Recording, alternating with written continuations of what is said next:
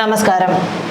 മുഖ്യമന്ത്രി പിണറായി വിജയന്റെ മകൾ വീണ വിജയൻ ഉൾപ്പെട്ട മാസപ്പടി ആരോപണത്തിൽ സംസ്ഥാന പോലീസിന് കേസെടുക്കാമെന്ന എൻഫോഴ്സ്മെന്റ് ഡയറക്ടറേറ്റ് 2 തവണ ഇക്കാര്യം ചൂണ്ടിക്കാട്ടി DGPക്ക് കത്ത് നൽകിയിരുന്നുവെങ്കിലും കേസെടുക്കാൻ മാത്രം പിണറായിയുടെ പോലീസ് തയ്യാറായില്ല.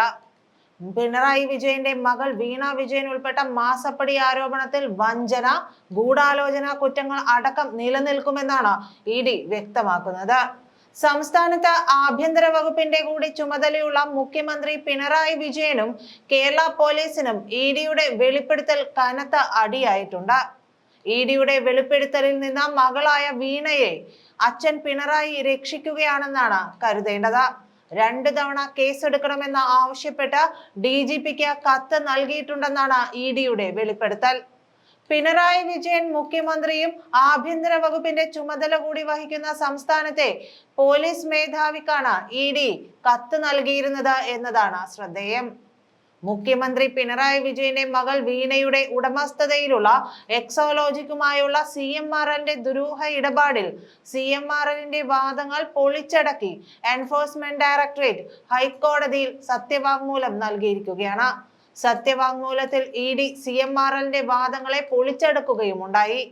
ചട്ടങ്ങൾ പാലിച്ചല്ല CMRL പ്രവർത്തിച്ചിരുന്നത് എന്നത് 2019 ആദായ നികുതി വകുപ്പിന്റെ പരിശോധനയിൽ കണ്ടെത്തിയിരുന്നതായും അന്ന് 133.82 കോടി രൂപയുടെ അനധികൃത ഇടപാട് കണ്ടെത്തിയിട്ടുണ്ടെന്നും ഹൈക്കോടതിയിൽ സമർപ്പിച്ച സത്യവാങ്മൂലത്തിൽ ED വ്യക്തമാക്കുന്നുണ്ട്.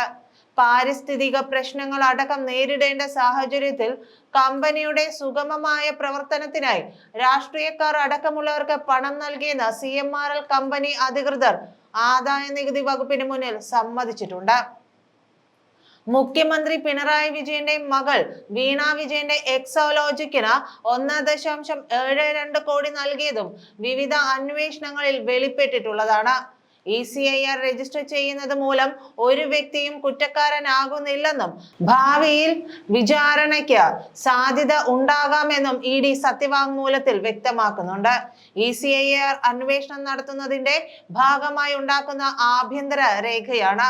ഒരു കേസിൽ ECIR രജിസ്റ്റർ ചെയ്യണമെന്ന് നിർബന്ധമില്ല. ECIR ഇല്ല എന്നതുകൊണ്ട് കള്ളപ്പണം വെളുപ്പിക്കൽ നിരോധന നിയമത്തിന്റെ അടിസ്ഥാനത്തിലുള്ള അന്വേഷണം നിയമപരമല്ലാതാവുന്നുമില്ല. അതുകൊണ്ട് തന്നെ ECIR റദ്ദാക്കണമെന്ന ആവശ്യത്തിൽ കഴമ്പില്ല. ECIR രജിസ്റ്റർ ചെയ്യുന്നത് മൂലം ഒരു വ്യക്തിയും കുറ്റക്കാരനാകുന്നില്ലെന്നും ഭാവിയിൽ വിചാരണയ്ക്ക് സാധ്യതയുണ്ടാകാം എന്ന് മാത്രമാണെന്നും സത്യവാങ്മൂലത്തിലുണ്ട്. ED സത്യവാങ്മൂലത്തിൽ ഇങ്ങനെയാണ് ചൂണ്ടിക്കാട്ടുന്നത്. ആർക്കും സമൻസ് അയക്കാനുള്ള അധികാരമുണ്ടെന്നും സമൻസ് ലഭിക്കുന്നവർക്ക് ഹാജരാകാനുള്ള ഉത്തരവാദിത്തമുണ്ടെന്നും പറഞ്ഞിരിക്കുന്ന ED അന്വേഷണത്തിനും കൂടുതൽ വസ്തുതകൾ ശേഖരിക്കാനും സമൻസ് അയക്കാൻ EDക്ക് അധികാരമുണ്ടെന്നും സത്യവാങ്മൂലത്തിൽ പറയുന്നു. SFIOയ്ക്ക് മാത്രമാണ് വിഷയത്തിൽ അന്വേഷണത്തിന് അധികാരമെന്ന CMRL വാദം തെറ്റാണ്. കമ്പനി നിയമപ്രകാരമാണ് SFIO അന്വേഷണം. എന്നാൽ ED അന്വേഷണം കള്ളപ്പണം വെളുപ്പിക്കൽ നിരോധന നിയമത്തിന്റെ അതായത് PMLA ആക്ടിന്റെ പ്രകാരമാണ്. ഭാവിയിൽ വിചാരണ നേരിടേണ്ടി വരുമെന്ന സാധ്യതയുടെ പേരിൽ സമൻസിൽ നിന്ന് ഒഴിഞ്ഞു മാറാനാകില്ലെന്നും ED സത്യവാങ്മൂലത്തിൽ പറയുന്നു.